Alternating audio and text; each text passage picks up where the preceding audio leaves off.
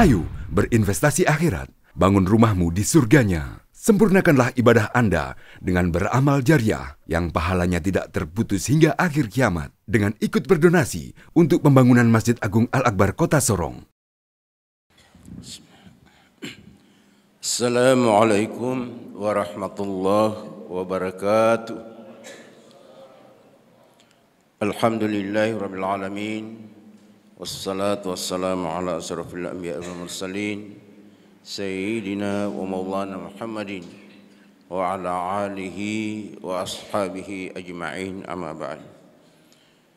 Qala ta'ala fil Qur'anil azim, a'udzu billahi minasy syaithanir rajim. Bismillahirrahmanirrahim. Wa'budullaha wa la tusyriku bihi syai'an wa bil walidaini ihsana wa bizil qurba wal yatama wal masakin wal jari zil qurba wal jaril junubi was sahibi bil jambi wa ibnis sabil wa ma malakat aymanukum innallaha la yuhibbu man kana mukhtalan fakhura. Sadaqallahul azim. Jemaah subuh rahimakumullah, puji dan syukur kita panjatkan kehadirat Allah Subhanahu wa taala, serta salawat dan salam insyaallah tercurahkan kepada Habibullah, kekasih Allah Muhammad Rasulullah sallallahu alaihi wasallam, serta sahabat, keluarga dan para pengikutnya hingga akhir zaman. Jemaah sekalian yang dirahmati Allah Subhanahu wa taala, hari ini kita sudah masuk pada hari yang ke-14. Mudah-mudahan amal ibadah kita selama bulan suci Ramadan ini selalu diijabah doa kita, diterima amal ibadah kita hingga selesai dan seterusnya. Jemaah sekalian, ada beberapa hal yang Allah Subhanahu wa taala berikan hikmah dan manfaat daripada puasa. Salah satunya adalah kepedulian kita kepada sesama. Jemaah sekalian, oleh karena itu ada beberapa hal yang perlu kita laksanakan dalam hidup dan kehidupan kita sehari-hari. Sebagaimana Allah Subhanahu wa taala berfirman dalam Al-Qur'an pada surah An-Nisa, di sana disampaikan, wa'budullaha, sembahlah aku, kata Allah. Sembahlah Allah. Itu yang pertama. Kenapa? Yang menciptakan alam beserta isinya, yang mematikan dan menghidupkan, dan yang memberikan kita seluruh kebahagiaan dunia dan akhirat adalah Allah. Jemaah sekalian, itu yang pokok kita laksanakan. Bagaimana caranya? Pembuktian untuk kita sembah Allah, kata Allah Subhanahu wa taala, innani, ya, sungguh aku ini Allah, aku ini adalah Allah. Ya. La ilaha illa anna, tidak ada Tuhan yang disembah selain aku. Kata Allah, wa'buduni fa'buduni, maka sembahlah aku, makanya kamu mengabdi kepadaku. Dengan apa? Wa aqimis salati lidzikri, dengan melaksanakan ibadah salat sebagai mengingat aku.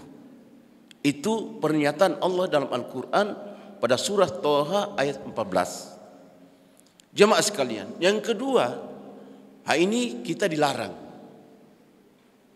Ya. Wala tusyriku bihi syai'a, jangan kamu mempersyarikatkan aku. Ya. Kenapa? Syirik adalah perbuatan yang dilarang dan tidak diampuni oleh Allah Subhanahu wa taala. Nah, oleh karena itu kita berhati-hati perbuatan syirik, syarikat, menduakan Allah.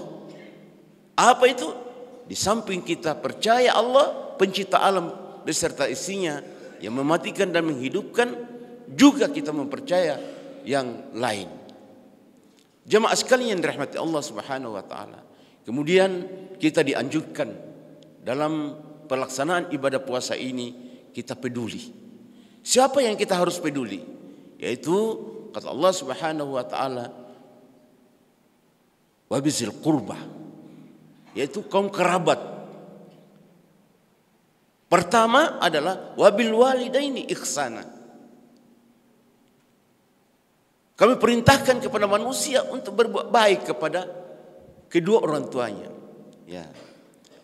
Itu jemaah sekalian saya hormati, berbuat baik. Kita harus berbuat baik. Yang utama kita perbuat tentang kebaikan itu adalah kedua orang tua kita. Kenapa? Dalam ayat lain, surat yang lain, surat Al-Ahqaf dikatakan, wa wassaynal insana biwalidayhi ihsana. Kami perintahkan kepada manusia untuk berbuat baik kepada kedua orang tuanya. Kenapa? Hamalathu ummuhu kurhan. Ibunya lah yang mengandung dengan susah payah. Kita bayangkan saja kalau ibu kita mengandung, luar biasa. 40 hari kita berada dalam kandungan ibu, mulai kita lihat ibu kita itu atau istri kita itu sudah mulai kering dia punya bibir. Apalagi kalau sudah menginjak 4 bulan sampai 7 bulan sampai menjelang melahirkan jemaah sekalian. Susahnya itu seorang ibu. Kita berada dalam kandungannya. Wa wada'atu kurhan, karena ibumu lah yang melahirkan kamu dengan susah payah. Wa hamluhu wa fisaluhu 30 syahran. Sampai dia mengapit kamu sampai 30 bulan berturut-turut. Itu si ibu. Maka oleh karena itu pertama yang kita harus berbuat baik, manusia yang kita harus berbuat baik adalah seorang ibu dan atau kedua orang tua kita. Kemudian singkatnya jemaah sekalian, yang kedua adalah, yang berikutnya adalah wabizil qurba. Siapa itu? Teman karib. Teman yang selalu berjasa dengan kita, yang membimbing kita, yang berbuat baik kepada kita. Itu teman karib. Berikutnya adalah wal yatama. Siapa itu? Yang kita harus berbuat baik apalagi dalam bulan suci Ramadan ini adalah anak yatim. Kenapa kita harus berbaik kepada anak yatim? Saking baiknya kita dianjurkan oleh Rasulullah untuk berbuat baik kepada anak yatim. Pada bulan suci Ramadan ini Rasulullah memberikan isyarat kepada kita. Aku dengan anak yatim itu duduk di surga itu, dia tunjukkan 2 jarinya. Ya. Jemaah sekalian dirahmati Allah Subhanahu wa taala. Oleh karena itu anak yatim jangan sampai kita sengsarakan dia. Apalagi kalau kita makan dia punya harta, ya toh. Apalagi kita mengurusi hartanya. Jemaah sekalian, sekalipun bagaimanapun juga keadaan kita, anak yatim itu harus betul-betul kita perhatikan. Singkatnya jemaah sekalian, yang berikutnya di dalam bulan suci Ramadan ini adalah yang kita harus perhatikan berikutnya adalah wal yatama. Ya, wal yatama, anak yatim, wal masakin, kepada orang-orang miskin. Di dalam bulan puasa ini jemaah sekalian yang saya hormati, kadang-kadang kita tidak sangka ada yang datang di rumah. Modalnya apa? Modalnya hanya tangannya. Atau dia datang di masjid ini, modalnya hanya tangannya. Dia menadakan tangannya, dia tidak menentukan bahwa kau kasih saya hartamu sedikit, sekian jumlahnya. Tidak, tangannya saja yang dia modalkan. Ya. Ternyata jemaah sekalian yang saya hormati, hikmahnya di sini dia meminta haknya. Kenapa? Salah satu kelebihan orang miskin jemaah sekalian yang saya hormati adalah kalau dia berdoa dikabulkan oleh Allah. Jangan sampai kita tidak berikan haknya, sampai di rumah dia berdoa, ya Allah, ya Rabb, saya sudah datangi rumahnya, saya sudah pergi untuk meminta hakku, tapi dia tidak berikan. Ya Allah, berikan peringatan, berikan dia peringatan. Hati-hati orang miskin. Makanya oleh karena itu, orang miskin itu sangat penting kita perhatikan. Saking pentingnya kita memperhatikannya orang miskin, jemaah sekalian yang saya hormati, Rasulullah selalu berdoa, ya Allah, ya Rabb, hidupkanlah aku bersama orang miskin. Bangkitkanlah aku bersama orang miskin. Jemaah sekalian, ya. Pernah itu seorang janda, dia mau adakan hajatannya, tapi malu untuk mengundang Rasul. Tapi ada salah seorang sahabat sampaikan kepada Rasulullah. Lalu Rasulullah pergi datang itu orang janda miskin ini sambil menyatakan bahwa dudukkanlah aku di jalan sepanjang Masjid Medina ini, niscaya hajatanmu itu saya akan hadir. Itu. Jemaah sekalian dirahmati Allah Subhanahu wa taala. Kemudian berikutnya adalah yang kita harus perhatikan adalah wabni sabil. Apa itu wabni sabil? Yang selalu berjuang. Ya. Tapi sebelumnya itu ada juga yang kita perhatikan adalah wabidhil qurba wal jari dzil qurba, yaitu teman dekat. Teman dekat itu di samping kiri kanan kita, di depan belakang. Teman dekat. Ya. Teman dekat ini yang selalu bergaul dengan kita, yang selalu bergaul dalam kebaikan. Itu kita harus perhatikan dia. Jangan sampai dia kurang, jangan sampai dia minta-minta. Di dalam bulan suci Ramadan ini atau di bulan yang lain, kita perhatikan dia. Kenapa jemaah sekalian yang saya hormati? Inilah yang diperintahkan oleh Allah. Berikutnya adalah wal jaril junubi. Siapa itu? Teman dekat yang jauh. Yang jauh jemaah sekalian perlu juga kita harus berikan perhatian, pertolongan kalau dia tidak mampu. Takutnya apa? Teman itu dia meminta-minta. Ya. Nah, inilah di dalam bulan suci Ramadan ini yang perlu kita perhatikan. Berikutnya adalah wabni sabil, yaitu yang selalu berjuang untuk ke jalan Allah.